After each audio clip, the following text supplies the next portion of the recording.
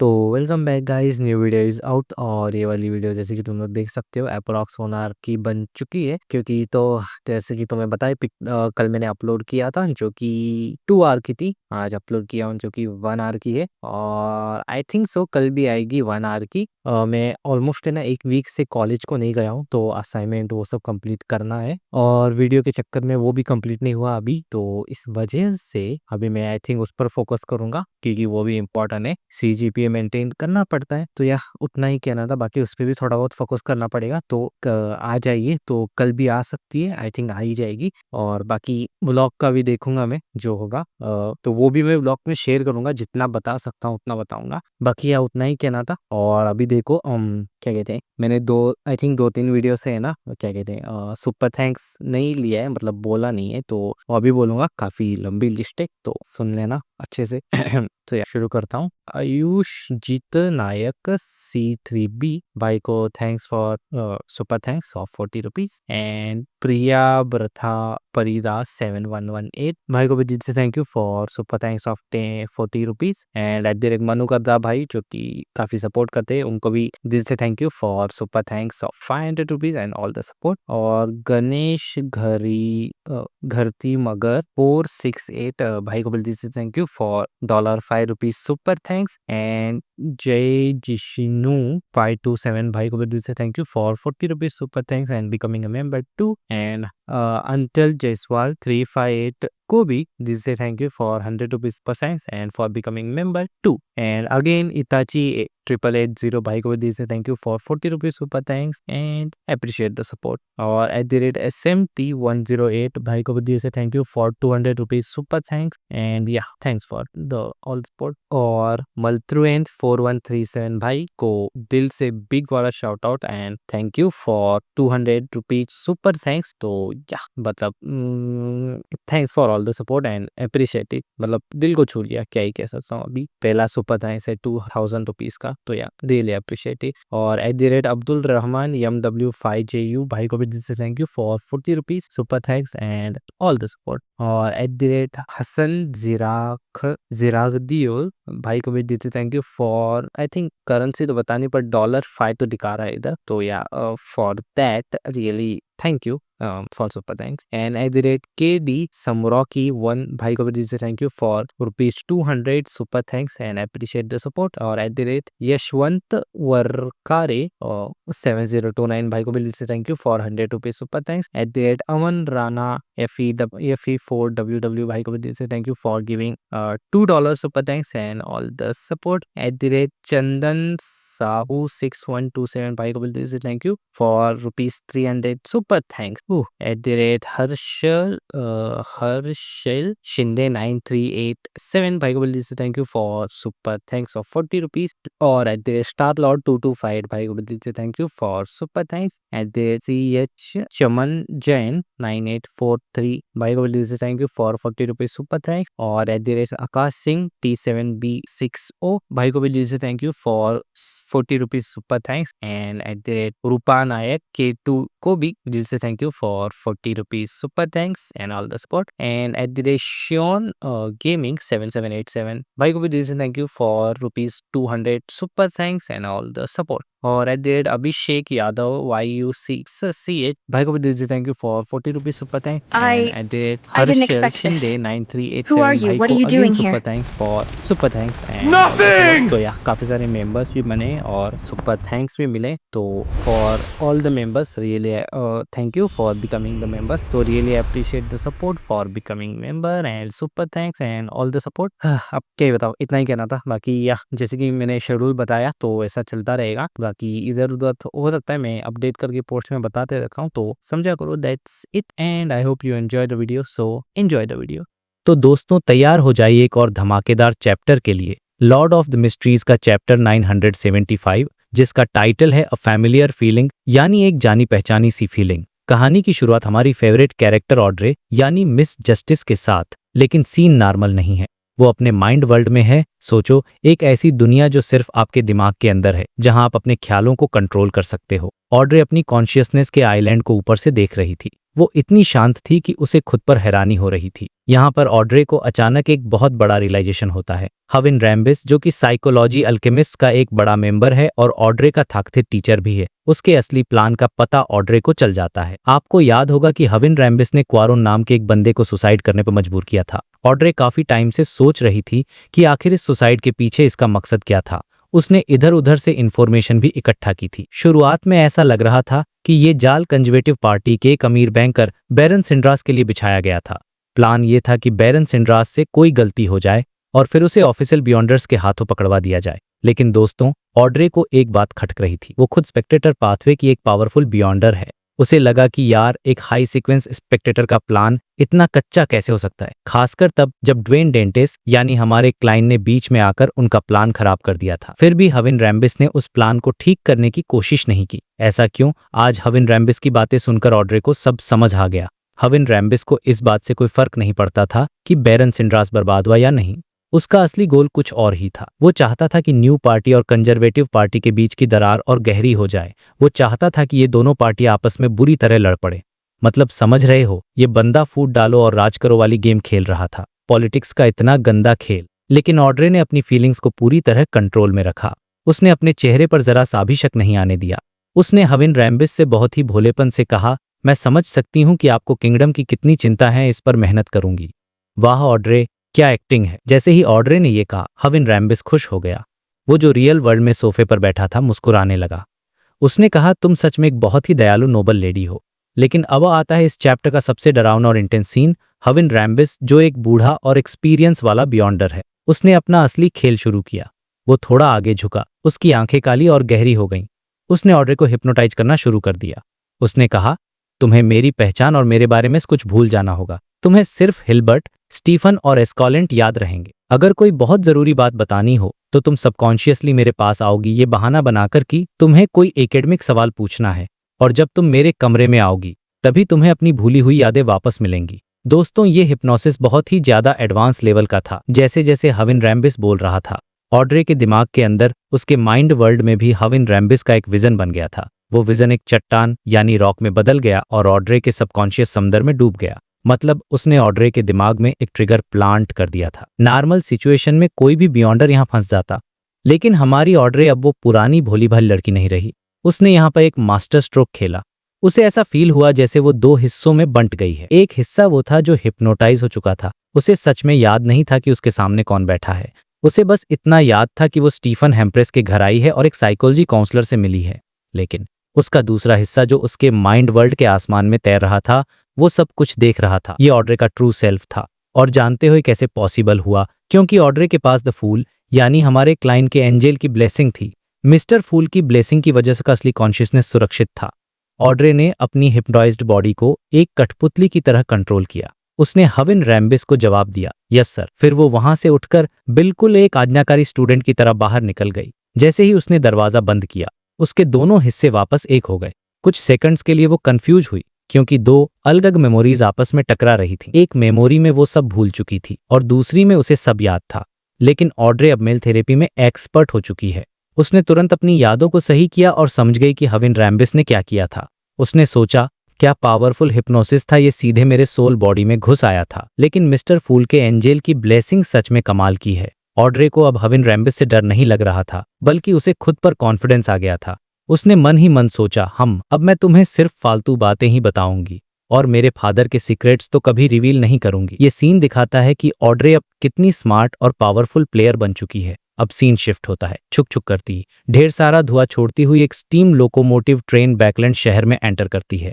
कई दिनों के सफर के बाद क्लाइन फाइनली राजधानियों की राजधानी बैकलैंड वापस आ गया था। लेकिन अभी वो क्लाइन नहीं, बल्कि ड्वेन डेंटेसैक में डैशिंग टाइकून। उसने टॉप हैट पहनी थी, फॉर्मल सूट था और हाथ में सोने की नक्काशी वाली छड़ी थी। वो फर्स्ट क्लास केबिन से बाहर निकला और प्लेटफॉर्म पर खड़ा हो गया। उसके पीछे एक आदमी था जिसने दो बैग्स उठा रखे थे। ये आदमी दिखने में मिक्स्ड ब्लड यानी दो नस्लों का मिलाजुला लग रहा था। उसका नाम एनोनी था। लेकिन दोस्तों, आपको तो पता ही है कि ये कोई आम इंसान नहीं है। ये क्लाइन का नया मैरिनेट है, वही विनर एंजो जिसे क्लाइन ने अपनी कठपुतली बना लिया था। क्लाइन ने उसका नाम बदलकर एनोनी रख दिया था ताकि वो साउदर्न कॉन्टिनेंट के किसी लोकल आदमी जैसा लगे। प्लान ये था कि ड्वेन डेंटेस, जो कि एक आर्म्स डीलर हथियारों का सौदागर है, उसके लिए ये एनोनी साउदर्न कॉन्टिनेंट के क्लाइंट्स को हैंडल करेगा ताकि ड्वेन डेंटेस को बार बार वहां न जाना पड़े। वैसे ये सब सिर्फ दिखावा था, असल में तो क्लाइन ही सबको कंट्रोल करने वाला था। स्टेशन से बाहर निकलकर क्लाइन अपनी बग्घी में बैठा और सीधा बकलैंड स्ट्रीट पहुंचा। शाम हो चुकी थी, सड़क के किनारे लगे गैस लैंप्स जल चुके थे। घर पहुंचते ही एक बहुत ही रईसी वाला नजारा देखने को मिला। बटलर वॉल्टर और हाउस की तनुजा अपने पूरे स्टाफ के साथ गेट पर खड़े थे। मेल सर्वेंट्स, फीमेल सर्वेंट्स, माली, कोचमैन सब लाइन लगाकर अपने मालिक का वेलकम कर रहे थे। क्लाइन ने जैसे ही ये देखा, उसने मन ही मन सोचा, भाई इसे कहते हैं नोबिलिटी का स्टाइल। मालिक घर पर नहीं भी हो तो भी बटलर कामचोरी नहीं करता। उसने वॉल्टर और तनेजा से बहुत ही पोलाइटली बात की। फिर उसकी नजर अपने वैलेट रिचर्डसन पर पड़ी। रिचर्डसन थोड़ा डरा हुआ लग रहा था और बार बार नए वैलेट यानी एनोनी को देख रहा था। उसे लग रहा था कि शायद उसकी नौकरी खतरे में है, लेकिन क्लाइन ने यहां भी दिल जीत लिया। उसने रिचर्डसन को प्रमोट कर दिया। उसने कहा, रिचर्डसन, अब तुम मिस्टर वॉल्टर के असिस्टेंट बनोगे और शहर के बाहर एक जहाज यानी एक नया मैनर ढूंढ में उनकी मदद करोगे। रिचर्डसन खुश हो गया। Yes sir. सोचो, वैलेट से सीधा असिस्टेंट बटलर बेचारे का दिन बन गया। इसके बाद क्लाइन अपने कमरे में गया। वॉल्टर ने पूछा, साहब को कैसा मैनर चाहिए? क्लाइन ने मन में सोचा, भाई कुछ ऐसा जो ज्यादा महंगा ना हो, पता नहीं कब तक मुझे ये ड्वेंडेंटेस की एक्टिंग करनी पड़े। फिर उसने ऊंची आवाज में कहा, एक ऐसा मैनर जिसमें अंगूर का बगीचा हो और वाइन बनाने की जगह हो। आखिर का एक अमीर रईस को पार्टियों के लिए अपनी वाइन और शिकार करने की जगह तो चाहिए ही ना। सोशल स्टेटस मेंटेन करना बहुत जरूरी इस दुनिया में। वॉल्टर के जाने के बाद क्लाइन ने अपने कपड़े बदले और फ्रेश हुआ। यहाँ पर एक बहुत ही फनी मोमेंट है। क्लाइन अब एक डेमी गॉड बन चुका है, इतना पावरफुल है, लेकिन फिर भी वो कंप्लेन कर रहा था। वो सोच रहा था, यार अगर ये मैरिनेट मुझसे 1 किलोमीटर से ज्यादा दूर नहीं जा सकता तो मैं अपना वैलेट क्यों बदलता। इतना बड़ा टाइकून होने के बाद भी मुझे अपने काम खुद करने पड़ रहे हैं। उफ, मतलब दुनिया बचाने की टेंशन एक तरफ और नहाने का आलस एक तरफ। क्लाइन भी ना कभी कभी एकदम हमारे जैसा हो जाता है। रात को वो अपनी खिड़की के पास खड़ा होकर बैकलैंड की रोशनियों को देख रहा था। उसके दिमाग में अगले टारगेट्स चल रहे थे। ईन का डिप्टी डायरेक्टर ब्रिगेडियर जनरल कोनास किलगर और रॉयल गार्ड्स का कैप्टन विस्काउट स्ट्रेटफोर्ड। ये स्ट्रेटफोर्ड वही है जिसे मारने का काम उसने डीमनेस ट्रिसी को दिया था। क्लाइन सोच रहा था कि ट्रिसी आजकल कहाँ गायब है। क्या उसने स्ट्रेटफोर्ड को फंसाने का कोई प्लान बनाया है या नहीं। उसने सोचा कि बाद में ट्रिसी से कांटेक्ट करके उसे बताना पड़ेगा कि मैं वापस आ गया हूं और फ्री हूं। ये सब सोचते सोचते क्लाइन अपने बिस्तर पर गया और सो गया। लेकिन कहानी यहाँ खत्म नहीं होती। रात के किसी पहर क्लाइन की आंख अचानक खुल गई। उसने सेंस किया कि कोई उसके घर उस बकलैंड स्ट्रीट में घुस आया है। क्लाइन ने अपना माथा पकड़ लिया और सोचा, लो भाई फिर से शुरू हो गया। अभी तो वापस आया हूं, पहली ही रात को कोई टपक पड़ा। अब सवाल यह है कि ये बिन बुलाया मेहमान कौन है। क्या ये कोई दुश्मन है या फिर हमारी पुरानी दोस्त हेजल जो दीवारों पर चलने की प्रैक्टिस कर रही है, या फिर कोई नया खतरा। क्लाइन के लिए बैकलैंड में एक नॉर्मल नींद लेना भी मुश्किल हो गया है। तो दोस्तों ये था चैप्टर। इसमें हमने देखा कि ऑड्रे कैसे अपने दिमाग का इस्तेमाल करके हविन रैम्बिस को बेवकूफ बनाती है, जो कि मेरे हिसाब से इस चैप्टर का हाईलाइट था। उसका कैरेक्टर डेवलपमेंट सच में नेक्स्ट लेवल पर है। और दूसरी तरफ क्लाइन की वापसी, उसका रईसी वाला दिखावा और अंदर की मिडिल क्लास वाली सोच, ये कंट्रास्ट हमेशा मजेदार होता है। अब अगले चैप्टर में पता चलेगा कि आखिर रात को क्लाइन के घर में कौन घुसा है। की शुरुआत होती है एक बहुत ही इंटेंस और साइलेंट सीन के साथ। सीन ये है कि क्लाइन, जो अभी ड्वेन डेंटेस बना हुआ है, अपने बेडरूम में पजामा पहनकर लेटा है। बाहर सन्नाटा है, लेकिन क्लाइन की आंखों में नींद नहीं है। क्यों? क्योंकि उसकी स्पिरिट परसेप्शन यानी उसकी छठी इंद्री ने कुछ डिटेक्ट कर लिया है। उसके दिमाग में उसके घर के अंदर एक घुसपैठिए के यानी एक इंट्रूडर के स्पिरिट बॉडी थ्रेड्स दिखाई देने लगते हैं। अब जो लोग भूल गए हैं उन्हें बता दूं कि क्लाइन अब एक बिजारो सॉर्सेरर है। उसके लिए ये थ्रेड्स यानी धागे किसी इंसान को कंट्रोल करने का रिमोट कंट्रोल जैसे हैं। अगर वो चाहे तो बिना बिस्तर से उठे बिकलैंड स्ट्रीट के सारे लोगों को, यहां तक कि पड़ोसियों को भी अपना मैरियनेट यानी कपुतली बना सकता है। मतलब पावर देख रहे हो बंदे की। लेकिन क्लाइन अभी कोई एक्शन नहीं लेता, वो बस ऑब्जर्व करता है। वो नोटिस करता है कि बाहर बहुत सारे स्पिरिट बॉडीज हैं और उनमें से एक उस इंट्रूडर को उड़ने में मदद कर रहा है। वो इंट्रूडर उड़कर सामने वाली बालकनी पर लैंड करता है। क्लाइन लेटे लेटे एनालाइज कर रहा है, क्या ये डेथ पाथवे बियॉन्ड है या फिर एवरनाइट पाथवे का, क्योंकि जिस तरह से वो आ रहा है वो कम से कम सीक्वेंस 6 का तो होगा ही। क्या वो रिचर्डसन के लिए आया है? नहीं, वो सीधा क्लाइन के बेडरूम की तरफ बढ़ रहा है। अब यहाँ पर सीन थोड़ा डरावना हो जाता है। वो इंट्रूडर दरवाजे पर आकर रुकता है और नॉक करने के लिए हाथ उठाता है। क्लाइन समझ जाता है कि भाई ये बंदा जानता है कि मैंने इसे देख लिया है। क्लाइन बिस्तर पर उठकर बैठ जाता है, चेहरे पर थोड़ा सीरियस एक्सप्रेशन लेकर। अब यहाँ पर क्लाइन की पावर का एक और डेमो मिलता है। क्लाइन अब सीक्वेंस 4 का डेमी गॉड है। उसकी क्लाउन वाली डेंजर प्रिमोनिशन यानी खतरे को भांपने की शक्ति अब नेक्स्ट लेवल हो चुकी है। ऊपर से वो ग्रे फॉग वाली मिस्टीरियस स्पेस की पावर भी यूज कर सकता है। तो लेटे लेटे ही उसके दिमाग में उस इंट्रूडर की पूरी इमेज बन जाती है, जैसे कोई सीसीटीवी कैमरा लगा हो। क्लाइन ने तुरंत अपने ऊपर ग्रे फॉग का असर बढ़ाया, सी गॉड सेप्टर की पावर यूज की और कार्ड ऑफ ब्लास्फेमी इस्तेमाल किया। क्यों? ताकि अगर वो इंट्रूडर उसे देखे तो उसे क्लाइन एक नॉर्मल इंसान नहीं बल्कि एक एंजल लेवल का पावरफुल बंदा लगे। मतलब क्लाइन यहाँ पर पूरा माहौल बना रहा है कि भाई पंगा मत लेना, मैं बहुत भारी चीज हूं। अगर वो ऐसा नहीं करता और सामने वाला कोई हाई लेवल का बंदा होता तो क्लाइन की पोल खुल सकती थी। तो पूरी तैयारी के साथ क्लाइन अपनी रिक्लाइनिंग चेयर पर जाकर बैठता है और बड़े ही रिलैक्स्ड अंदाज में बोलता है, प्लीज अंदर आ जाओ। दरवाजा बिना किसी आवाज के खुलता है, कोई ठंडी हवा नहीं आती, बस कॉरिडोर में एक अजीब सा सन्नाटा था। जो आदमी अंदर आता है वो ड्वेन डेंटेस की ही उम्र का लग रहा था। काले बाल, ब्राउन आंखें, एकदम क्लासिक लो एंड जेंटलमैन जैसा लुक। उसने सिल्क की टॉप हैट पहनी थी और उसका चेहरा थोड़ा पतला था, लेकिन भाई उस बंदे से जो वाइब आ रही थी वो नॉर्मल नहीं थी। उसे देखकर ऐसा लग रहा था जैसे आप शहर के किसी सुनसान कब्रिस्तान को रात में देख रहे हो। क्लाइन को अपनी स्पिरिट विजन में दिखा कि उस आदमी के अनगिनत आसपास रिट्स यानी आत्माएं लिपटी हुई हैं।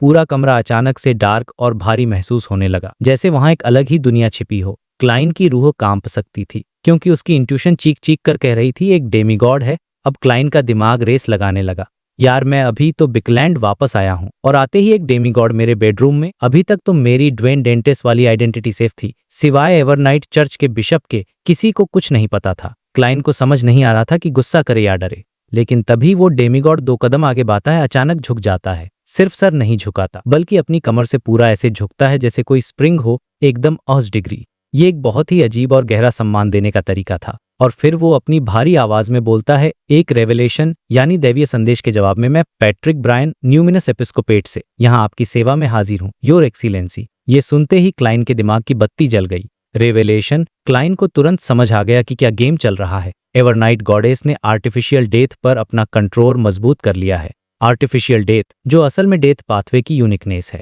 मतलब गॉडेस अब उस आर्टिफिशियल डेथ के थ्रू उसके मानने वालों को यानी न्यूमिनस एपिस्कोपेट के लोगों को ऑर्डर दे सकती हैं। क्लाइन मन ही मन हंसा और सोचा, वाह भाई, मतलब मैं एवरनाइट का ब्लेस्ड तो हूं ही, अब मुझे पार्ट टाइम में आर्टिफिशियल डेथ का ब्लेस्ड भी बनना पड़ेगा। मतलब गॉडेस चाहती हैं कि वो चुपचाप इस ग्रुप का लीडर बन जाए।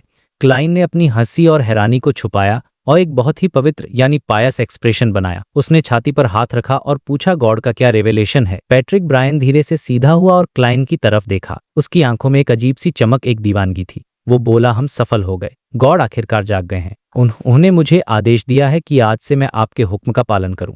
क्लाइन को ये एक्सपेक्टेड, लेकिन फिर भी उसे अजीब लग रहा था। उसे समझ नहीं आ रहा था कि ये किस्मत का तोहफा है या कोई बड़ी सजा, क्योंकि गॉडेस ने अपने चर्च के लोगों को नहीं भेजा बल्कि क्लाइन को यूज किया। इसका मतलब वो इस बात को सीक्रेट रखना चाहती हैं। क्लाइन ने तुरंत एक्टिंग शुरू की। वो खड़ा हुआ और एकदम भारी आवाज में बोला, जैसा गॉड का आदेश, गॉड की इच्छा ही मेरी इच्छा है। वाह भाई क्लाइन, ऑस्कर मिल जाना चाहिए इस एक्टिंग के लिए। फिर क्लाइन ने उसे बैठने को कहा और बोला, बैठिए, और हाँ, अब इंट्रोडक्शन तो दीजिए, ये तो बेसिक मैनर्स होते हैं, है ना? क्लाइन जानबूझकर गेरमन स्पैरो वाले अंदाज में बात कर रहा था। क्यों? ताकि अगर कल को कोई इन्वेस्टिगेट करे तो उन्हें लगे कि गेरमन स्पैरो का कनेक्शन आर्टिफिशियल डेथ से है।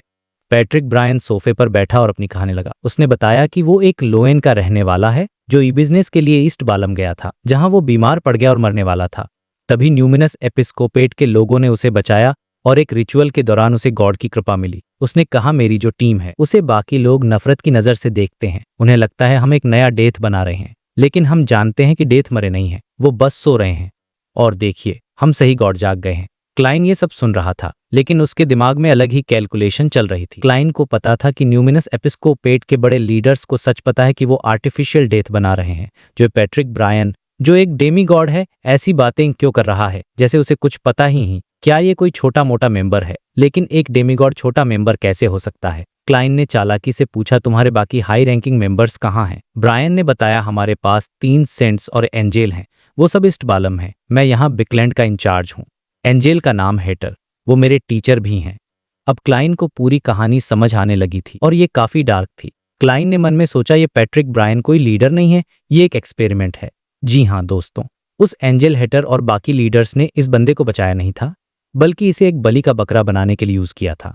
लेकिन गलती से या किस्मत से डेथ की यूनिकनेस ने इस पर रिएक्ट कर दिया और ये बच गया। इसके बाद उन लोगों ने इसे पाल पोस कर बड़ा किया, इसे डेमी गॉड बनाया ताकि वो इसे अपने एक्सपेरिमेंट के लिए यूज कर सकें। बेचारा ब्रायन, उसे लगता है वो गॉड का चुना हुआ बंदा है, लेकिन असल में वो बस एक लैब रैट है जिसे बिकलैंड में मरने के लिए भेजा गया है, क्योंकि अगर बिकलैंड में कोई हादसा होता है तो असली लीडर्स सेफ रहेंगे। क्लाइन को उस पर थोड़ी दया आई, लेकिन अभी इमोशनल होने का टाइम नहीं था। उसने ब्रायन से पूछा, तुम्हारा अभी का सीक्वेंस क्या है? ब्रायन ने बिना किसी हिचकिचाहट के सच बोला, मैं एक अनडाइंग हूँ। अनडाइंग यानी सीक्वेंस 4 का डेमीगॉड, डेथ पाथवे का। ये वो बंदे होते हैं जिन्हें मारना लगभग नामुमकिन होता है। तो अब सिचुएशन ये है कि क्लाइन के सामने एक ऐसा पावरफुल बंदा बैठा है जो उसे अपना बॉस मान रहा है, लेकिन वो एक टिकिंग टाइम बम भी है और क्लाइन को अब इन पागल जिलट्स को लीड करना है गॉडेस के लिए। यहाँ पे ये चैप्टर खत्म होता है, लेकिन सोचो यार, क्लाइन की लाइफ में कभी शांति नहीं है। एक मुसीबत खत्म नहीं होती कि दूसरी आ जाती है। अब देखना यह होगा कि क्लाइन इस अनडाइंग डेमीगॉड को कैसे हैंडल करता है। क्या वो अपनी पहचान छुपा पाएगा? ये तो आगे ही पता चलेगा। पिछली बार हमने देखा था कि क्लाइन अब ड्वेन डांटिस बनकर न्यूमिनस एक्सपिस्कोपेट के मेंबर पैट्रिक ब्रायन के साथ बैठा है। यह सीन बहुत ही इंटरेस्टिंग है क्योंकि यहाँ एक तरह का इंटरव्यू चल रहा है, लेकिन पावर डायनामिक्स पूरी तरह क्लाइन के हाथ में है। क्लाइन बिल्कुल भी सरप्राइज नहीं था पैट्रिक के जवाब से। उसने बस हल्के से सर हिलाया और एक ऐसा सवाल पूछा जो किसी नॉर्मल इंसान के पल्ले ही ना पड़े। उसने पूछा, तुम अभी कौन से इंकारनेशन नंबर पर हो? अब जो लोग नहीं जानते, मैं बता दूं कि डेथ पाथवे का सीक्वेंस 4, जिसे अनडाइंग कहते हैं, उसकी लाइफ साइकिल बहुत अजीब होती है। हर 60 साल में एक और फिर रिवाइव मरता है। मतलब 60 साल की उम्र हुई, डेथ हुई और फिर पुनर्जन्म। लेकिन पंगा यह है कि रिवाइव होने के बाद उनकी यादें चली जाती हैं और उन्हें धीरे धीरे सब कुछ वापस याद करना पड़ता है। यह बिल्कुल एक नई जिंदगी शुरू करने जैसा है। यह नॉलेज क्लाइन को अपने पोषण से मिली थी। तो जब उसने यह सवाल पूछा तो पैट्रिक समझ गया कि भाई, यह बंदा असली ब्लेस्ड है, इसे सब पता है। पैट्रिक ने थोड़ा सोचा और कहा, मैं अभी 50 का भी नहीं हुआ हूँ। मुझे अनडाइंग बने हुए 10 साल से ज्यादा नहीं हुए।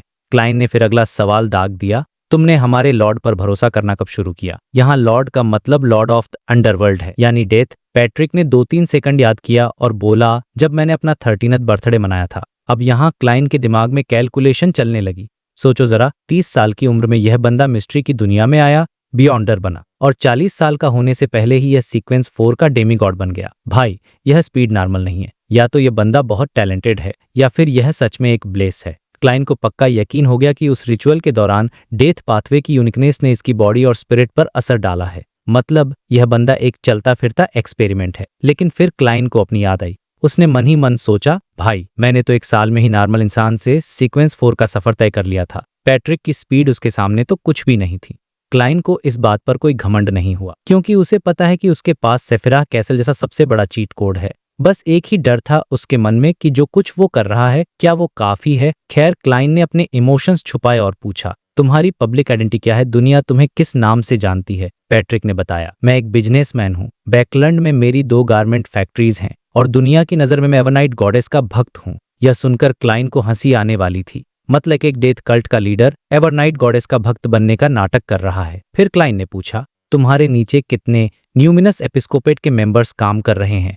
पैट्रिक ने पूरी डिटेल दी। 2 टीमें हैं, टोटल 12 बियॉन्डर्स। कुछ उसकी फैक्ट्री में काम करते हैं, कुछ घड़ी बनाने की इंडस्ट्री में। उनका काम लोगों को कन्वर्ट करना नहीं है, बल्कि वो सुराग ढूंढ रहे हैं, वो चीजें जो गॉड यानी डेथ ने पीछे छोड़ी थीं, ताकि उन्हें जगाया जा सके। यहाँ क्लाइन ने देखा कि पैट्र अपनी अचीवमेंट्स पर काफी प्राउड फील कर रहा था। अब आता है इस चैप्टर का सबसे करारा मोमेंट, जहां क्लाइन अपना असली गेम खेलता है। उसने एक सीरियस फेस बनाया और कहा, गॉड के रेवलेशन के हिसाब से अब से तुम्हें मेरे ऑर्डर्स मानने होंगे। पैट्रिक ने बिना किसी सवाल के झुककर कहा, यस योर एक्सीलेंसी। क्लाइन ने अपना पहला हुक्म सुनाया, सबसे पहले सारे रिचुअल्स बंद कर दो और मटेरियल इकट्ठा करना भी रोक दो। उसने रीजन दिया कि गॉड अभी रिकवरी स्टेज में है, उन्हें शोर शराबा नहीं चाहिए। लेकिन असली वजह तो हम जानते हैं ना। क्लाइन नहीं चाहता कि आर्टिफिशियल डेथ सच में जाग जाए, क्योंकि यह एवरनाइट गॉडेस के प्लान के खिलाफ होगा। पैट्रिक ने इस बात को एकदम सच मान लिया, क्योंकि डेथ सच में जागी हुई है और रिचुअल्स एक तरह का डिस्टर्बेंस ही होते हैं।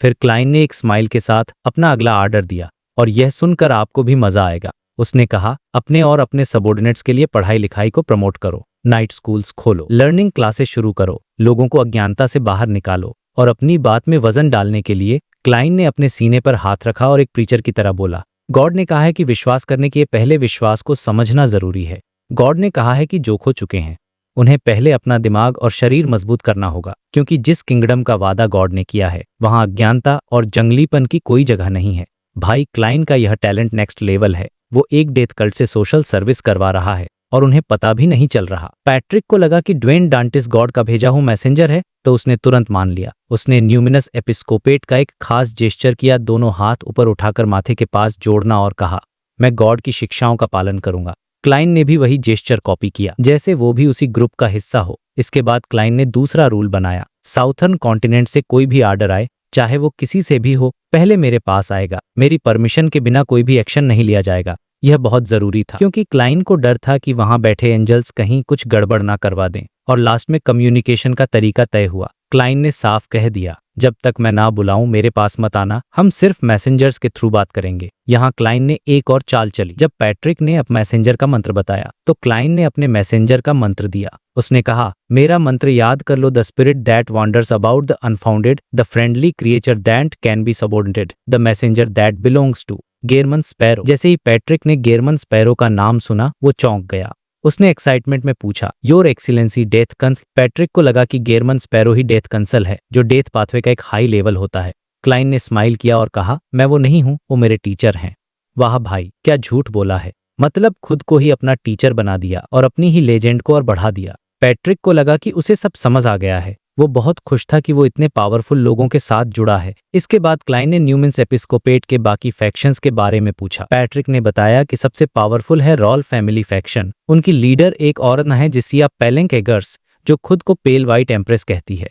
हो सकता है वो एक एंजल हो या उसके पास गॉड का कोई बहुत बड़ा रेलिक हो। इसके अलावा भी कई छोटे मोटे ग्रुप्स हैं, लेकिन असली खतरा वही है। जब मीटिंग खत्म हुई तो पैट्रिक खड़ा हुआ, झुका और कमरे से बाहर निकल गया, लेकिन उसका जाना नॉर्मल नहीं था। जैसे ही दरवाजा खुला, बाहर एक डरावना माहौल बन गया। क्लाइन ने खिड़की से बाहर झांका। सड़क पर कुछ गाड़ियां खड़ी थीं, जिनके आगे पेल वाइट और डार्क ग्रीन लालटेन लटक रही थीं, और उन गाड़ियों के आसपास कुछ ट्रांसपेरेंट फिगर्स थे, जैसे भूतों की बारात हो।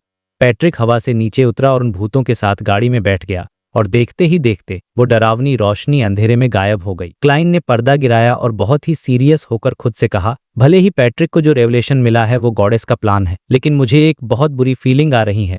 ऐसा लग रहा है जैसे बैकलैंड में या शायद पूरी दुनिया में कुछ बहुत डार्क और बुरा होने वाला है। दोस्तों, यह feeling he Lord of the mysteries की जान है। हीरो जीत भी रहा होता है, तब भी खतरा सर पर मंडराता रहता है। क्लाइन ने एक पल भी बर्बाद नहीं किया और तुरंत डीमनेस ट्रिसी को कांटेक्ट किया ताकि कंफर्म कर सके कि सब ठीक है या नहीं। क्लाइन ने एक बहुत बड़े ग्रुप को अपने कंट्रोल में ले लिया है, वो भी सिर्फ बातों से। लेकिन वो पेल वाइट एम्प्रेस और आने वाला खतरा क्या गुल खिलाएंगे। तो भाई लोग, आज के चैप्टर की शुरुआत होती है एक बहुत ही मिस्टीरियस और डार्क वाइब के साथ। सीन है बकलैंड स्ट्रीट का गार्डन। रात का समय है और आसमान में चांद चमक रहा है, लेकिन इस शांत माहौल में एक अजीब सी चीज होती है। एक ग्रे कलर का चूहा अपने बिल से बाहर निकलता है और सीधा मास्टर बेडरूम की तरफ दौड़ता है। आप सोचोगे कि भाई ये चूहा क्या करने वाला है, तो देखो, जैसे ही वो बेड के पास पहुंचता है, ऊपर से एक चिपचिपा काला सा ब्लॉब नीचे गिरता है। चूहा उसे लपक लेता है, बिल्कुल किसी सर्कस के एक्रोबैट की तरह, और फिर वहां से भाग निकलता है। ये कोई आम चूहा नहीं है दोस्तों, ये असल में हमारे क्लाइन का कमाल है। वो अपने कमरे में आराम से बैठा है, लेकिन अपनी मैरिनेटिस्ट वाली पावर्स यूज करके उस चूहे के स्पिरिट बॉडी थ्रेड्स को कंट्रोल कर रहा है। मतलब रिमोट कंट्रोल चूहा। अब कहानी में थोड़ा बॉडी हॉरर आता है तो तैयार हो जाओ। वो चूहा सीवर के एंट्रेंस तक पहुंचता है और अचानक उसके शरीर में बदलाव आने लगते हैं। उसके पंजों पर मांस के लोथे उभर आते हैं और वो पंजे जादुई तरीके से बड़े हो जाते हैं। इन अजीबोगरीब हाथों से वो भारी मैनहोल का ढक्कन हटाता है, और वो भी बिना कोई आवाज किए। भाई, क्लाइन का कंट्रोल देखो, इतना बारीक काम, और वो भी एक चूहे के जरिए। चूहा सीवर में नीचे जाता है, ठीक उसी जगह जहां पहले डेमनेस ट्रिसी छिपी हुई थी। वहां पहुंचकर वो एक कोने में खुदाई करता है और एक आईने का टुकड़ा बाहर निकालता है। अब यहाँ मैजिक का नेक्स्ट लेवल दिखता है। चूहा उस काले ब्लॉब को साइड में फेंकता है और खुद कोने में जाकर स्ट्रेच होने लगता। उसकी बॉडी खिंचती है, शेप बदलती है, और देखते ही देखते वो चूहा एक मिडिल एज्ड आदमी में बदल जाता है। ये कोई और नहीं बल्कि एडमिरल ऑफ ब्लड सिनोर है, वही पायरेट जिसे क्लाइन ने अपना मैरिनेट बना लिया था। लेकिन हाँ, ये असली सिनोर नहीं है, बल्कि एक कागज की गुड़िया जैसा पतला सा वर्जन है। सिनोर अपनी ठुड्डी खुजलाते हुए कहता है, ये चूहा काफी मोटा है, लेकिन सीवर की ठंडी हवा से उसका हल्का शरीर उड़ने लगता है जैसे कोई पतंग हो। ये लाइन असल में क्लाइन बोल रहा है, जो अपने बेडरूम से सब ऑपरेट कर रहा है। अब वो सिनोर के जरिए उस आईने के टुकड़े पर ट्रिसी के जले हुए बालों का वो काला ब्लॉब लगाता है। ये एक कम्युनिकेशन रिचुअल है जिससे वो ट्रिसी से बात कर सके। जैसे ही तैयारी पूरी होती है सिनोर दीवार से चिपक जाता है, बिल्कुल किसी ऑयल पेंटिंग की तरह। अब सीन शिफ्ट होता है ईस्ट बरो की तरफ, एक बहुत ही डार्क कमरे में। यहाँ का नज़ारा देखकर आपके रोंगटे खड़े हो जाएंगे। कमरे के बीचों बीच काले चिपचिपे टेंटिकल्स का एक बड़ा सा गोला बना हुआ है। और भाई, इन टेंटिकल्स के सिरों पर या तो इंसान की आंखें हैं या फिर जहरीले सांपों के सर। ये सांप अपनी जीभ बाहर निकाल रहे हैं। मतलब इमेजिन करो कितना घिनौना सीन है। ये डेमनेस पाथवे का वो डरावना सच है जो अक्सर लोग भूल जाते हैं। सुंदरता के पीछे एक मॉन्स्टर छिपा है। अचानक वो गोला खुलता है और सारे टेंटिकल्स वापस बालों में बदल जाते हैं। वहां एक लड़की बैठी है, ट्रिसी। वो देखने में बहुत मासूम और प्यारी लग रही है, लेकिन उसके चेहरे पर दर्द साफ झलक रहा है। ट्रिसी उठती है, अपना गाउन पहनती है और आईने के सामने है। वो आईने पर हाथ फेरती है, काली आग जरती है और कनेक्शन जुड़ जाता है। आईने में उसे सीवर का नजारा दिखता है और वो पेंटिंग बना हुआ सिनोर। ट्रिसी जो इतनी खतरनाक है वो भी हंस पड़ती है। उसकी मुस्कान से जैसे कमरे का अंधेरा कम हो जाता है। वो मजाक में कहती है, मिस्टर गेरमन स्पैरो, क्या ये आपकी क्रेजनेस और क्रुएलिटी है या फिर मैं सिर्फ एक क्लाउन से बात कर रही हूँ। यहाँ नोट करने वाली बात यह है कि ट्रिसी ने तुरंत पहचान लिया कि ये गेरमन स्पैरो है। क्लाइन सरप्राइज नहीं होता क्योंकि ट्रिसी चालाक है। उसने पता लगा लिया होगा कि एडमिरल ऑफ ब्लड का क्या हश्र हुआ था। क्लाइन भी उसी टोन में जवाब देता है, क्यों भाई, क्या क्लाउन क्रेजी और क्रूएल नहीं हो सकते। ये डायलॉग मुझे बहुत पसंद आया क्योंकि ये क्लाइन की क्लाउन वाली आइडेंटिटी को भी एक डार्क टच देता है। फिर काम की बात शुरू होती है। क्लाइन पूछता है कि रॉयल गार्ड्स के कैप्टन के बारे में कोई इन्फो मिली क्या। ट्रिसी का चेहरा थोड़ा उदास हो जाता है। वो कहती है कि अभी कम से कम 1 या 2 महीने और लगेंगे। क्लाइन ऑफर देता है कि अगर हेल्प चाहिए तो बताना, लेकिन ट्रिसी अपनी ईगो में ताना मारती है कि बकलैंड के इस गेम में सिर्फ ताकत से काम नहीं चलता। फिर वो कहती है, मिस्टर गेरमन, अब जब पहचान खुली गई है तो कांटेक्ट करने का कोई आसान तरीका दे दो। क्लाइन अपने मन में सोचता है, ऐसा लग रहा है जैसे वो मेरा सेलफोन नंबर मांग रही हैं। यार, क्लाइन का ये मॉडर्न दुनिया वाला ह्यूमर कभी पुराना नहीं होता। खैर, वो उसे मिस मैसेंजर रेनेट टिनेकर को समन करने का मंत्र बता देता है और फीस बताता है, एक गोल्ड कॉइन। डील पक्की है। कॉल कट जाता है। सिनोर वापस चूहा बनता है और सीवर के अंधेरे में गायब हो जाता है। वापस अपने कमरे में क्लाइन को थोड़ा रिग्रेट हो रहा है। उसे लगता है कि ट्रिसी के साथ काम करना खतरे से खाली नहीं है। वो प्रिमॉर्डियल डेमनेस के इन्फ्लुएंस में है और बदले की आग में पागल है। एक चलता फिरता टाइम बम है। मुझे उसे तभी मार देना चाहिए था। कंफर्म करने के लिए वो ग्रे फॉग के ऊपर जाकर डिविनेशन करने की कोशिश करता है, लेकिन फेल हो जाता है। मतलब साफ है, ट्रिसी अब प्रिमॉर्डियल डेमनेस की ब्लेज्ड बन चुकी है, या कम से कम उसकी नज़र में है। ये सिचुएशन आगे जाकर बहुत बड़ी मुसीबत बन सकती है। अगली दोपहर माहौल थोड़ा हल्का होता है। क्लाइन अब अपने ड्वेन डेंट्स वाले रोल में है। उसने साउदर्न कॉन्टिनेंट से बहुत सारे गिफ्ट्स मंगाए हैं, कॉफी बीन्स, तंबाकू, वाइन और हड्डियों से बनी मूर्तियां। वो अपने बटलर वॉल्टर और नए असिस्टेंट रिचर्डसन को इंस्ट्रक्शन देता है कि पड़ोसियों को गिफ्ट्स कैसे बांटने हैं। क्लाइन यहाँ बहुत केयरफुल है। जैसे वो कहता है, सांसद माख्त को बोलना कि ये वाइन कॉकटेल के लिए बेस्ट है, लेमन जूस के साथ। मतलब बंदा अपनी सोशल इमेज को लेकर एकदम दम परफेक्ट है।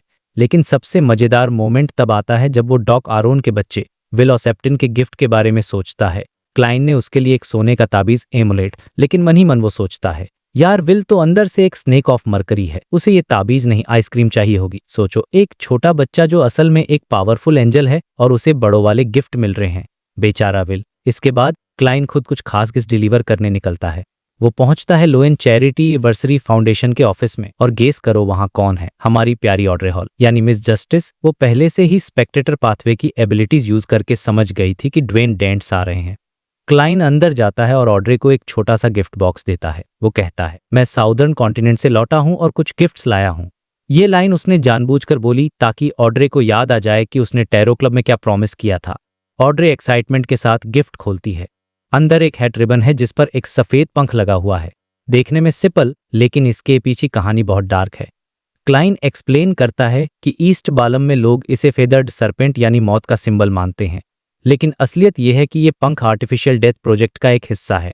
क्लाइन को ये पंख अपनी पिछली लड़ाइयों में मिले थे और ये हाई लेवल रिचुअल्स में यूज होते हैं। चूंकि अब क्लाइन खुद एवरनाइट गॉडेस का ब्लेस्ड है, तो उसे इन पंखों की उतनी जरूरत नहीं रही। इसलिए इसने सोचा कि क्यों मिस जस्टिस को दे दिया जाए। शायद कभी उन्हें आर्टिफिशियल डेथ से कांटेक्ट करना पड़े तो ये काम आएगा। लेकिन ऑड्रे का रिएक्शन सबसे बेस्ट है। वो चुपचाप क्लाइन की बातें सुन रही है, मुस्कुरा रही है, लेकिन उसके दिमाग में एक ही ख्याल आ रहा है, कहीं मिस्टर वर्ड ने सच में किसी फेदर्ड सरपेंट को पकड़कर उसके पंख तो नहीं नोच लिए। मतलब ऑड्रे की नज़र में गेरमन स्पैरो इतना खतरनाक है कि वो सच में किसी माइथोलॉजिकल सांप के पंख उखाड़ सकता है। बेचारा क्लाइन सिर्फ एक अच्छा गिफ्ट देने की कोशिश कर रहा था और यहाँ उसकी इमेज और खूंखार बन गई। तो दोस्तों ये चैप्टर यहाँ खत्म होता है। एक तरफ ट्रिसी का बढ़ता खतरा और दूसरी तरफ क्लाइन की ये डबल लाइफ। आपको क्या लगता है, क्या ट्रिसी आगे जाकर क्लाइन की दोस्त बनेगी या सबसे बड़ी दुश्मन? और क्या विल ओसेप्टिन को अपनी आइसक्रीम कभी मिलेगी, जिसका टाइटल है जॉय ऑफ लाइफ यानी जीवन का असली आनंद। ये चैप्टर बहुत ही खास है क्योंकि इसमें हमें क्लाइन का एक बहुत ही प्यारा और इमोशनल साइड देखने को मिलता है और साथ ही साथ एंड में एक ऐसा फनी सीन है जो आपको हंसा हंसा के पागल कर देगा। तो चलिए बिना किसी देरी के शुरू करते हैं। सीन की शुरुआत होती है ऑड्रे हॉल और क्लाइन यानी ड्वेन डेंट्स के बीच की कन्वर्सेशन से। क्लाइन अपनी ट्रिप से वापस आया है और ऑड्रे के लिए एक गिफ्ट लाया है। ये गिफ्ट है एक फेदर कैप यानी पंखों वाली टोपी जो साउदर्न कॉन्टिनेंट के ट्रेडिशनल स्टाइल की है। अब यहाँ ऑड्रे का रिएक्शन देखने लायक है। वो ऊपर से तो कह रही है वाओ ये तो बहुत ही अलग है, मेरे टेस्ट के हिसाब से है, लेकिन अंदर ही अंदर वो सोच रही हैं कि भाई ये कितना अजीब है, इसे मैं पहनूंगी तो लोग क्या कहेंगे।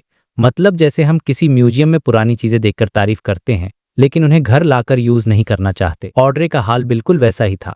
ये नोबिलिटी के एटिकेट्स है भाई, मन में कुछ भी हो चेहरे पर स्माइल होनी चाहिए। लेकिन क्लाइन यहाँ सिर्फ फैशन की बात नहीं कर रहा था, उसने ऑड्रे को हिंट दिया कि वहां के लोग सोने यानी गोल्ड को बहुत मानते हैं और ये जो फेदर यानी पंख है इसके बारे में लेजेंड है कि इसे पहनने वाले को फेदर्ड सरपेंट की ब्लेसिंग मिलती है और फेदर्ड सरपेंट का मतलब है डेथ। जी हाँ, डेथ। ऑड्रे की एक स्पेक्टर है, वो तुरंत समझ गई कि ड्वेन डेंट्स क्या कहना चाह रहा है। ये कोई नॉर्मल टोपी नहीं है, ये एक मिस्टिकल आइटम है जिसे पहनकर वो क्रिटिकल मोमेंट्स में डेथ की पावर या रिस्पांस को यूज कर सकती है। क्लाइन ने बहुत ही स्मार्ट तरीके से बिना किसी को शक हो ऑड्रे को एक पावरफुल हथियार दे दिया। ऑड्रे भी समझदार है, उसने स्माइल करते हुए कहा मैं इसे सही मौकों पर जरूर पहनूंगी, मतलब जब जान पे बनाएगी तब यूज करूंगी। इसके बाद ऑड्रे के दिमाग में कुछ सीरियस थॉट्स चलने लगते हैं। वो हुइन रैम्बिस के बारे में सोच रही है, वही साइकोलॉजी एल्केमिस्ट का बंदा जो उसे कंट्रोल करने की कोशिश कर रहा है। ऑड्रे सोचती है कि उसे मिस्टर वर्ल्ड को इस बारे में बताना चाहिए क्योंकि मिस्टर वर्ल्ड ने इस मामले में इंटरेस्ट दिखाया था।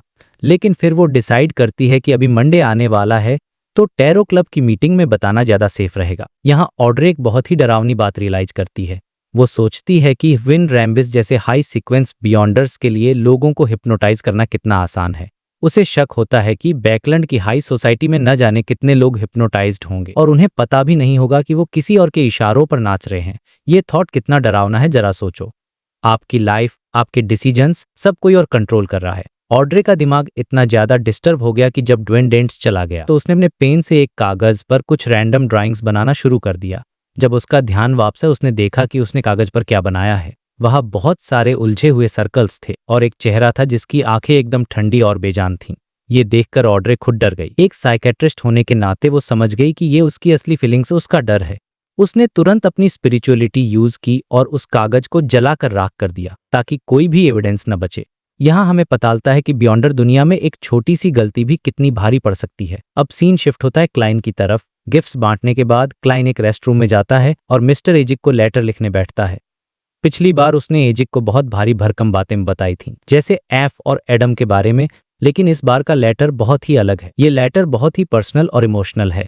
क्लाइन लिखता है कि उसने ऑड्रे और बाकी डायरेक्टर्स के साथ मिलकर जो चैरिटी फाउंडेशन बनाया है उससे उसे कितनी खुशी मिल रही है। वो लिखता है मिस्टर एजिक, ये सच में एक मीनिंगफुल काम है, मुझे बहुत सेटिस्फेक्शन फील हो रहा है। अब जो लाइन क्लाइन ने लिखी वो दिल को छू लेने वाली है। उसने लिखा जब आप अपनी लंबी नींद से जागेंगे तो शायद आप भी कुछ ऐसा कर सकते हैं। हर बार जब आप दोबारा जिंदा होते हैं तो आप उन बच्चों को पाएंगे जिनकी आपने मदद की थी। भले ही वो आपको याद रखे लेकिन वो आपके काम को याद रखेंगे। यार ये सीन मुझे पर्सनली बहुत हिट किया। सोचो मिस्टर एजिक अपनी यादें भूल जाते हैं, बार बार रिसेट होते हैं। क्लाइन उन्हें एक ऐसा मकसद दे रहा है जो यादों से परे है। वो उन्हें बता रहा है कि अमर होने का मतलब सिर्फ जिंदा रहना नहीं है बल्कि दूसरों की लाइफ में खुशियां लाना है। यही है इस चैप्टर का title joy of life. Kline ने लेटर फिनिश किया और अपने मैसेंजर को बुलाकर भेज दिया। फिर वो सेंट सैमुअल कैथेड्रल गया। वहां उसने 80 पाउंड्स डोनेट किए। भाई क्लाइन अब अमीर हो गया है, दिल खोल के खर्चा कर रहा है। उसने वहां बिशप से बात की ताकि सबको पता चल जाए कि ड्वेन डेंट्स वापस आ गया है। अब आता है इस चैप्टर का सबसे मजेदार हिस्सा। क्लाइन अपने अगले पड़ाव पर जाता है, डॉक्टर आरोन सेरेस के घर। आपको याद होगा डॉक्टर आरोन के घर में कौन रहता है? जी हाँ, विल ओसेप्टिन, जो कि एक छोटा सा बच्चा है लेकिन असलियत में वो स्नेक ऑफ मर्करी है। एक सीक्वेंस 1 एंजल क्लाइन वहां पहुंचता है और पूरी फैमिली से मिलता है। वो डॉक्टर आरोन को एक गोल्डन एमुलेट यानी ताबीज गिफ्ट करता है और कहता है ये ईस्ट बालम में बहुत पॉपुलर है, बच्चों के लिए लकी होता है। डॉक्टर आरोन उस ताबीज को लेते हैं और बेबी विल के पालने यानी प्रैम के ऊपर लटका देते हैं और पूछते हैं विल क्या तुम्हें ये पसंद आया? अब आप इमेजिन करो एक पावरफुल एंजेल जो किस्मत को कंट्रोल कर सकता है। उसे एक झुंझुना पकड़ा दिया गया है। बेबी विल ने अपना छोटा सा गोलमटोल हाथ उठाया और उस ताबीज को जोर से झटका देकर फेंक दिया। फ्लीक पूरे कमरे में सन्नाटा छा गया। डॉक्टर आरोन और उनकी वाइफ को लगा कि शायद बच्चे को पसंद नहीं आया। माहौल थोड़ा ऑकवर्ड हो गया। क्लाइन ने हंसते हुए बात संभाली, अरे बच्चे ऐसे ही होते हैं। लेकिन असली खेल तो अब शुरू होने वाला था। चाय पीते पीते क्लाइन ने एक इल्यूजन यानी भ्रम क्रिएट किया। बाकी लोगों को लग रहा था कि वो नॉर्मल बातें कर रहा है, लेकिन असल में वो विल ओसेप्टिन से बात कर रहा था।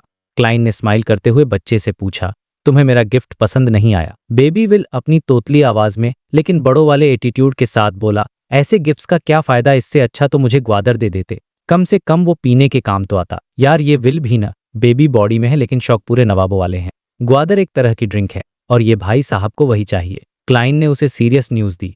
उसने बताया कि ओरोबोरोस यानी वो बुरा सांप जो विल के पीछे पड़ा है, उसे एक खास इंसान ने घायल कर दिया। यहाँ क्लाइन ने एडम का नाम नहीं लिया, क्योंकि नाम लेते ही एडम को पता चल जाता, लेकिन विल समझ गया कि ओरोबोरोस को चोट पहुंचाने वाला कोई आम बंदा नहीं हो सकता। विल ने राहत की सांस ली और कहा, मैंने कहा था तुम्हारी किस्मत में जो बदलाव आया है वो लॉन्ग टर्म में अच्छा ही होगा। फिर विल ने अपनी डिमांड रख दी, अरे मुझे अचानक ग्वादर पीने का मन कर रहा है, और वो भी एकदम चिल्ड यानी बर्फ वाला। अब देखो क्लाइन का मास्टर स्ट्रोक। उसने अपना इल्यूजन हटाया और सीरियस फेस बनाकर बोला, ऐसी ड्रिंक्स बच्चों के लिए अच्छी नहीं होती। और ठीक उसी वक्त मेड आइसक्रीम लेकर आ गई। क्लाइन ने अपने लिए आइसक्रीम ली और जानबूझकर बेबी विल को चिढ़ाने लगा। डॉक्टर आरोन और उनकी वाइफ देख रहे हैं। क्लाइन ने चम्मच में आइसक्रीम भरी और विल के मुंह के पास ले गया। विल क्या तुम्हें चाहिए ना? विल की मम्मी विल्मा ने हंसते हुए, अरे हमारा विल ये सब नहीं खाता। और जैसे ही उन्होंने ये कहा, क्लाइन ने वो आइसक्रीम का चम्मच अपने मुंह में डाल लिया। सोचो उस बच्चे का हाल, वो एक एंजेल है, उसे क्रेविंग हो रही है और उसके सामने ये ड्वेन डेंट्स मजे लेहा नहीं गया है। विल से वही किया जो एक बच्चा कर सकता है। वाह! विल जोर जोर से रोने लगा। मतलब रोना क्या, उसने पूरा घर सर पे उठा लिया। मुझे ये सीन इतना फनी लगा कि क्या बताऊं। एक तरफ सीरियस पॉलिटिक्स, डेथ और मिस्ट्री चल रही है और दूसरी तरफ क्लाइंग भगवान जैसे बच्चे को आइसक्रीम के लिए रुला रहा है। यही तो ब्यूटी है लॉर्ड ऑफ द मिस्ट्रीज की। यहाँ कब सीरियस माहौल कॉमेडी में बदल जाए पता ही नहीं चलता। तो दोस्तों, आज के चैप्टर में हमने देखा कि क्लाइन अपनी ह्यूमैनिटी को अभी भी जिंदा रखे हुए है। चाहे वो एजिक को इमोशनल लेटर लिखना हो या विल के साथ मस्ती करना, वो अपनी पावर के नशे में खोया नहीं है। लेकिन खतरा अभी टला नहीं है। ऑड्रे को विन रैम्बिस से निपटना है और क्लाइन को अभी भी एडम और ओरोबोरोस के खेल को समझना है। तो भाई लोग, चैप्टर की शुरुआत होती है एक बहुत ही हिस्टिंग और फनी सीन के साथ। मतलब इमेजिन करो, एक तरफ एक पावरफुल बियॉन्डर है और दूसरी तरफ एक छोटा सा मोटा बच्चा। हाँ, मैं बात कर रहा हूँ क्लाइन और विल ओसेप्टिन की। सीन कुछ ऐसा है कि क्लाइन यानी हमारा ड्वेन डेंटेज एरन सेरेस के घर विजिट पर आया हुआ है। एरन और उसकी वाइफ अभी अभी उस रोते हुए बच्चे को चुप कराकर हटे थे। एरन ने रिलैक्स होकर चश्मा ठीक किया और क्लाइन से माफी मांगी कि भाई बच्चे तो ऐसे ही होते हैं। क्लाइन ने भी स्माइल करते हुए कहा, कोई बात नहीं, चलता है, लेकिन असली खेल तो अब शुरू होता है। क्लाइन अपनी बातों में सबको उलझा लेता है और चुपके से अपनी बियॉन्डर पावर्स यूज करता है। उसने कमरे में मौजूद सभी लोगों को एक इल्यूजन यानी भ्रम में डाल दिया। सबको लग रहा था कि नॉर्मल बातचीत चल रही है, लेकिन असलियत में क्लाइन अब फ्री था उस बच्चे से बात करने के लिए। क्लाइन ने अपनी आइसक्रीम उठाई, चम्मच बदला और उस बच्चे यानी विल के पर यह सीन इतना फनी है क्योंकि वो एक इन्फेंट से बात कर रहा है जैसे वो कोई बड़ा आदमी हो। क्लाइन ने कहा, विल क्या तुम्हें आइसक्रीम चाहिए? विल जो कि एक स्नेक ऑफ मरकरी है, उसने क्लाइन को घूर कर देखा। क्लाइन ने बिना वेट किए बोला, देखो भाई, अब तुम पैदा हो चुके हो तो तुम्हें पेपर क्रेन बनाना आना चाहिए ताकि मुझे बार बार यहाँ आने की जरूरत न पड़े, वरना लोगों को शक हो जाएगा। अब सोचना यह है कि एक छोटा सा बच्चा जिसके हाथ पैर भी ठीक से नहीं चलते, वो पेपर क्रेन कैसे बनाएगा? क्लाइन ने अपनी पॉकेट से एक हाई क्वालिटी पेपर निकाला और पालने में रख दिया। फिर उसने एक बहुत गहरी बात कही जो इस चैप्टर की पंचलाइन है। उसने कहा, फेट यानी किस्मत जो भी देती है उसकी कीमत पहले ही तय होती है ना? विल ने अपने छोटे छोटे हाथों से आंसू पोंछे और रोती हुई आवाज में बड़बड़ाया। उसने कहा, फेट पाथवे के बियॉन्डर्स के लिए कीमत पहले चुकानी पड़ती है, तोहफा बाद में मिलता है। भाई येलो बहुत डीप है। इसका मतलब है कि इस दुनिया में कुछ भी फ्री नहीं है और फेट के साथ खेलना तो और भी रिस्की है। विल ने वो पेपर उठाया और बड़ी मुश्किल से कांपते हाथों से एक क्रेन बनाया। क्लाइन बस वहां खड़ा होकर मुस्कुरा रहा था जैसे कोई बड़ा भाई मजे ले रहा हो। इसके बाद सीन शिफ्ट होता है और हम चलते हैं लियोनार्ड मिशेल की तरफ। लियोनार्ड अपनी कैरेज में था और उसने खिड़की से बाहर देखा। उसकी नजर 160 बोकलुंड स्ट्रीट पर पड़ी। उसने देखा कि ड्वेन डेंटेज यानी क्लाइन वापस आ गया है। तभी उसके दिमाग में वो बूढ़ी आवाज गूंजी, यानी पैलेज जोरोस्ट की। पैलेज ने कहा, आखिर में किस्मत एक दूसरे से टकरा ही जाती है। लियोनार्ड ने चिढ़कर कहा, ओल्ड मैन, जब से तुम जागे हो बहुत ज्यादा बाबाओं वाली बातें करने लगे हो। पैलेज बस हंसा और चुप रहा। इसके बाद लियोनार्ड चर्च पहुंचता है, जहां उसकी मीटिंग आर्चबिशप एंथोनी स्टीवेंसन से होती है। एंथोनी बहुत ही सीरियस और डरावने लग रहे थे, परछाइयों में खड़े हुए। उन्होंने लियोनार्ड को बताया कि भाई, तुमने बहुत अच्छा काम किया है, अब तुम सीक्वेंस 5 स्पिरिट वॉरलॉक बनने के लिए अप्लाई कर सकते हो। लेकिन अभी तुम्हारी पुरानी पोशन पूरी तरह डाइजेस्ट नहीं हुई है, इसलिए तुम्हें रेड ग्लव्स टीम से हटाकर कुछ सोलो मिशन दिए जा रहे हैं। लियोनार्ड ने चुपचाप ऑड मान लिया। उसे वैसे भी अकेले काम करना पसंद है, क्योंकि उसके अंदर एक ग्रैंडपा जो रहता है। उसने पूछा कि कैप्टन स्वेस्ट की टीम क्या कर रही है। आर्चबिशप ने ज्यादा डिटेल नहीं दी, बस इतना कहा कि वो किसी और मिशन पर हैं। लियोनार्ड ने समझदारी दिखाई और ज्यादा सवाल नहीं किए। अब आता है इस चैप्टर का सबसे इंपॉर्टेंट और एजुकेशनल पार्ट। जब लियोनार्ड सीढ़ियों से नीचे जा रहा था तो धूप की रोशनी खिड़कियों से आ रही थी और हवा में धूल के कण उड़ रहे थे। इन छोटे छोटे कणों और कीड़ों को देखकर लियोनार्ड को अमोन की याद आ गई। अमोन, जो कि ब्लास्फेमर है, वो किसी भी कीड़े या पैरासाइट में छुप सकता है। लियोनार्ड के मन में एक सवाल आया और उसने ओल्ड मैन से पूछ ही लिया। उसने पूछा, ओल्ड मैन, तुमने मुझे ही क्यों चुना? तुम किसी कीड़े या जानवर को भी तो पैरासिस कर सकते थे। वो छोटे होते हैं, छुपने में आसानी होती और अमोन को पता भी नहीं चलता। ये सवाल हम सबके दिमाग में भी कभी कभी आया होगा कि यार, ये पावरफुल एंजल्स इंसानों के अंदर ही क्यों घुसते हैं। पैलेज ने जो जवाब दिया वो इस दुनिया के लॉजिक को समझने के लिए बहुत जरूरी है। पैलेज ने कहा, अरे बेवकूफ, एक कीड़ा कितने दिन जिंदा रहता है? अगर मैं बार बार होस्ट बदलता रहूंगा तो मेरी रिकवरी कैसे होगी? उल्टा मेरी हालत खराब हो जाएगी और उम्र कम हो जाएगी। लियोनार्ड ने फिर पूछा, तो फिर किसी कछुए या लंबी उम्र वाले जानवर को चुन लेते। इस पर पैलेज हंसा और बोला, लगता है तुमने मेरी बातों पर ध्यान नहीं दिया। देखो, सीक्वेंस जितनी हाई होती है, पागलपन और कंट्रोल खोने का उतना ही ज्यादा होता है। ये बियॉन्डर कैरेक्टरिस्टिक्स का नेचर है। अगर कोई पैरासाइट किसी साधारण जानवर के अंदर लंबे समय तक रहता है तो उस जानवर के हार्मोन्स और बॉडी का असर पैरासाइट पर होने लगता है। सोचो, अगर एक एंजल किसी कुत्ते के अंदर रहे तो कुछ टाइम बाद वो भी भौंकना शुरू कर दे। तो ये सुनने में फनी है, पर यह बहुत डेंजरस है। पैलेज ने समझाया कि अगर जानवर के अंदर रहोगे तो धीरे धीरे अपनी इंसानियत और पहचान भूल जाओगे। तुम भूल जाओगे कि तुम कौन हो और अंत में पागल होकर कंट्रोल खो दोगे। इसलिए होस्ट से बात करना, खुद को याद दिलाना जरूरी है कि मैं कौन हूं, और जानवर तो बात कर नहीं सकते। लियोनार्ड ये सुनकर थोड़ा डर गया। उसने हाँ में सिर हिलाया। पैलेज ने आगे बताया कि सबसे बेस्ट होस्ट वो होता है जो सेम पाथवे का बियॉन्डर हो, क्योंकि उनकी पावर्स मैच करती हैं और वो होस्ट को धीरे धीरे खाकर अपनी पावर बढ़ा सकते हैं। ये सुनकर लियोनार्ड की हालत टाइट हो गई, पर उसे पता था कि पैलेज उसके साथ ऐसा नहीं करेगा। दूसरी चॉइस होती है सीयर या अप्रेंटिस पाथवे के बियॉन्डर्स, और तीसरी चॉइस होती है कोई भी समझदार इंसान जिसके साथ कम्युनिकेट किया जा सके, जैसे कि लियोनार्ड। पैलेज ने मजाक उड़ाते हुए कहा, और तुम्हारे जैसा बेवकूफ, खैर छोड़ो। तभी सामने से एक बिशप आ गया और लियोनार्ड ने बात बंद कर दी। अब कहानी शिफ्ट होती है शाम की तरफ। लोकेशन है मेंबर ऑफ पार्लियामेंट माख्त का घर। क्लाइन एकदम टॉप जेंटलमैन बनकर पार्टी में पहुंचता है। वहां माख्त, उनकी वाइफ रिहाना ने उसका स्वागत किया। क्लाइन ने मजाक किया कि क्या मुझे न्यूज़पेपर्स में ट्रेवल कॉलम लिखना शुरू कर देना चाहिए। सब हंसने लगे। माहौल काफी लाइट और अच्छा था। क्लाइन ने उनके लिए जो गिफ्ट लाया था वो उन्हें दिया। फिर उसने नोटिस किया कि उनकी बेटी हेजल पार्टी में नहीं है। हेजल वही लड़की है जो थोड़ी मिस्टीरियस है और बियॉन्डर दुनिया में इंटरेस्ट रखती है। क्लाइन ने पूछा, क्या हेजल स्कूल गई है? रिहाना ने उदास होकर बताया, नहीं, वो बीमार है। दरअसल जब वो लोग अपने रूरल मैनर्स में थे तो हेजल को एक चूहे ने काट लिया था, एक पागल चूहा। क्लाइन ने ये सुना तो उसके कान खड़े हो गए। चूहा और वो भी पागल। रिहाना ने बताया कि घाव अभी तक नहीं भरा है और डॉक्टर ने इंजेक्शन दिए हैं, पर वो चूहा अभी तक नहीं मिला। मार्क ने कहा, शायद हमें घर में और बिल्लियां पालनी चाहिए। लेकिन क्लाइन के दिमाग में कुछ और ही चल रहा था। दोस्तों, याद करो अभी थोड़ी देर पहले लियोनार्ड और पैलेज ने क्या बात की थी? पैरासाइट्स, कीड़े जानवर, और अमोन का फेवरेट काम है चूहों और कौवों के जरिए नजर रखना। क्लाइन को तुरंत शक हो गया कि ये कोई नॉर्मल चूहा नहीं था। हो सकता है कि ये अमोन का कोई अवतार हो, या फिर हेजल किसी मुसीबत में फंस गई है। सोचो, अगर उस चूहे ने हेजल को काट कर उसे पैरासिटाइज कर लिया हो तो, या फिर हेजल ने खुद उस चूहे के साथ कुछ किया हो, क्योंकि हमें पता है कि हेजल भी मरोडर पाथ की पावर से एक्यूमुलेट कर रही है। क्लाइन ने बस ऊपर से स्माइल किया और कंसर्न दिखाया, लेकिन अंदर ही अंदर वो अलर्ट हो गया। यही क्लाइन की खासियत है, वो छोटी से छोटी डिटेल को भी इग्नोर नहीं करता। तो कुल मिलाकर इस चैप्टर में दो बड़ी बातें हुई। पहला, लियोनार्ड को पैरासाइट्स के रूल्स और लिमिटेशंस पता चले, जो कि हमारे लिए बहुत बड़ा लोड डंप है। हमें समझ आया कि बियॉन्डर दुनिया में सर्वाइव करना कितना मुश्किल है, यहाँ तक कि एक एंजल के लिए भी।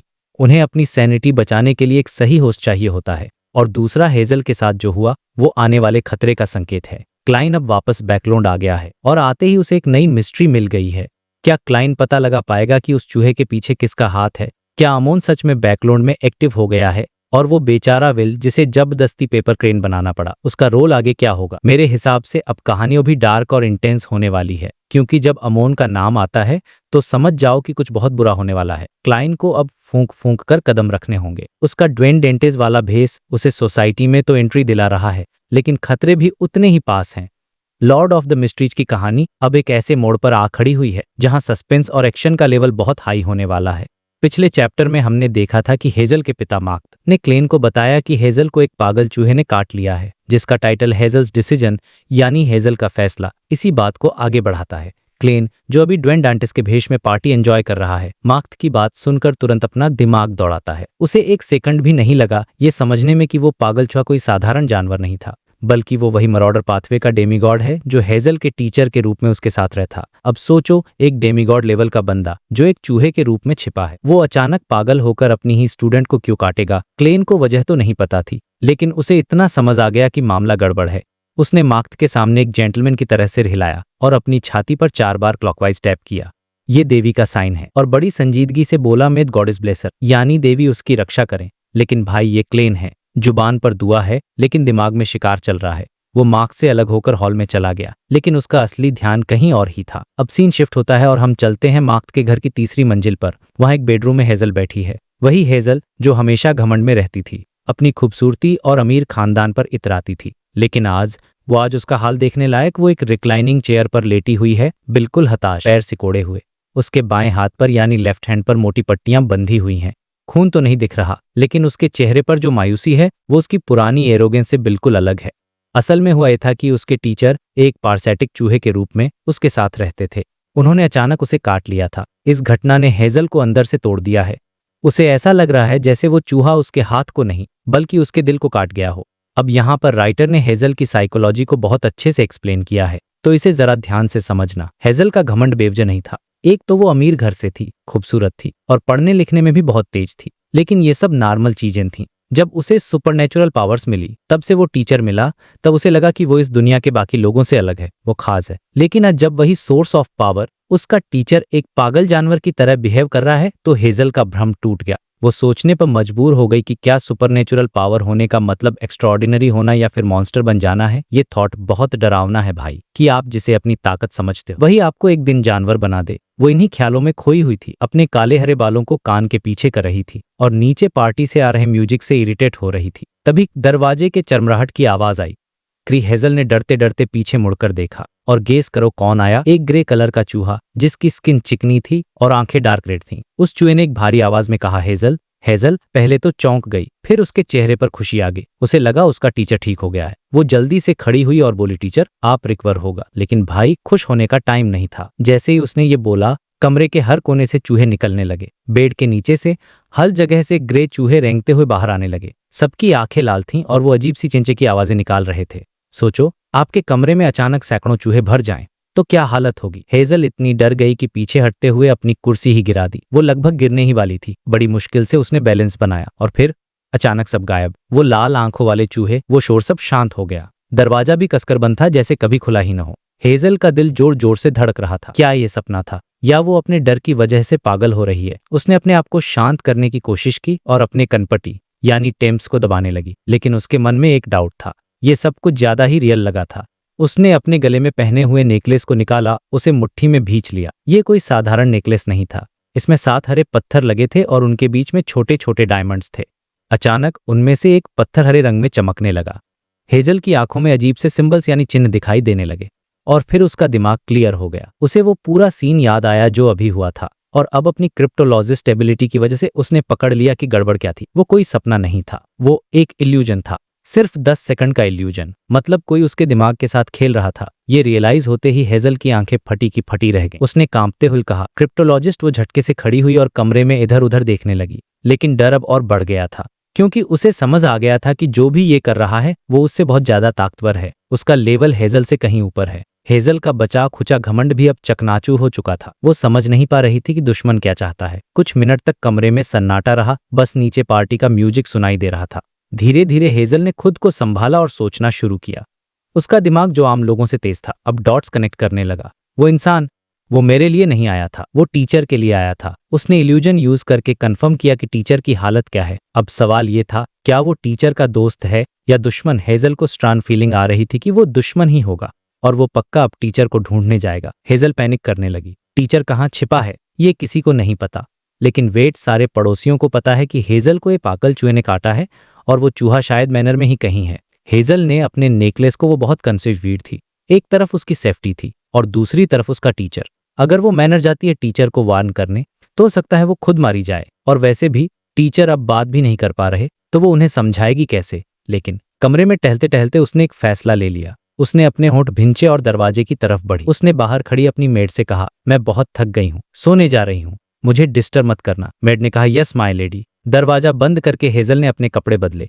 गाउन उतारकर उसने ऐसे कपड़े ने जिनमें भागना दौड़ना आसान हो। उसका चेहरा एकदम सीरियस था। उसने डिसाइड कर लिया था कि वो डरपोक बनकर नहीं रहेगी, वो अपने उसूलों को खतरे के टाइम पर नहीं छोड़ेगी।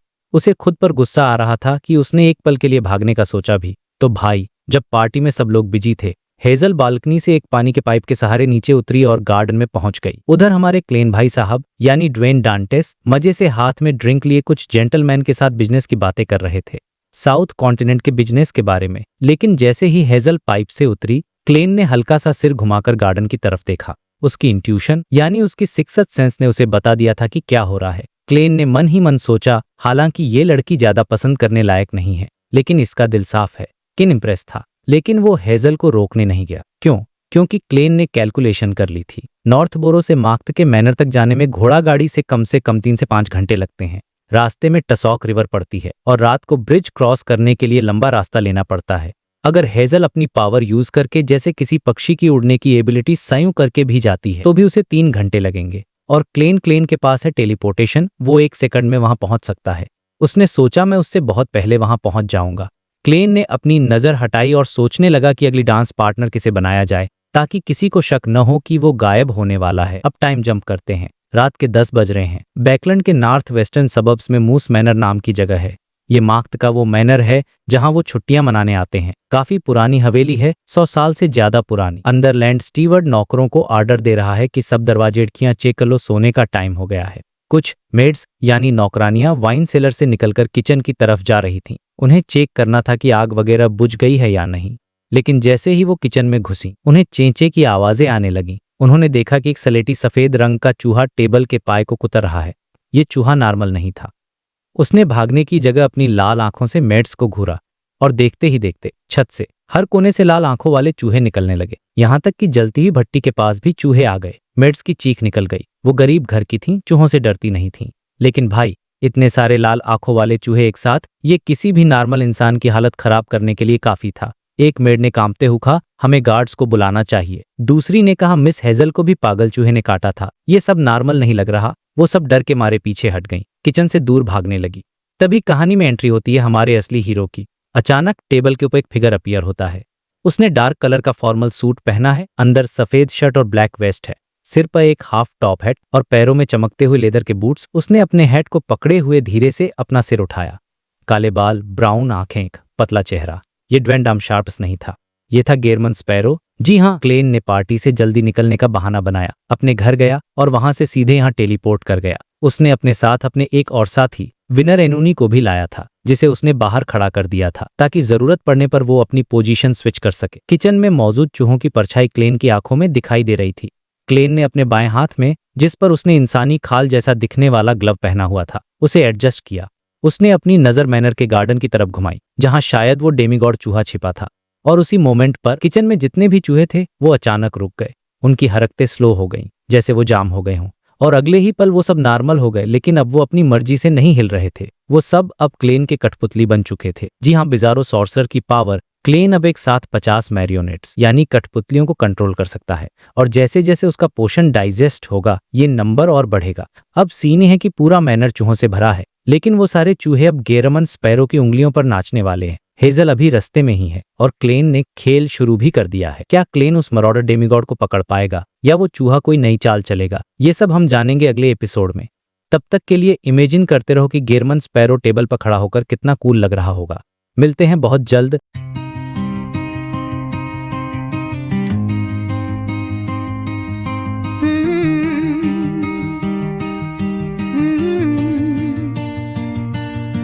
in a quiet room.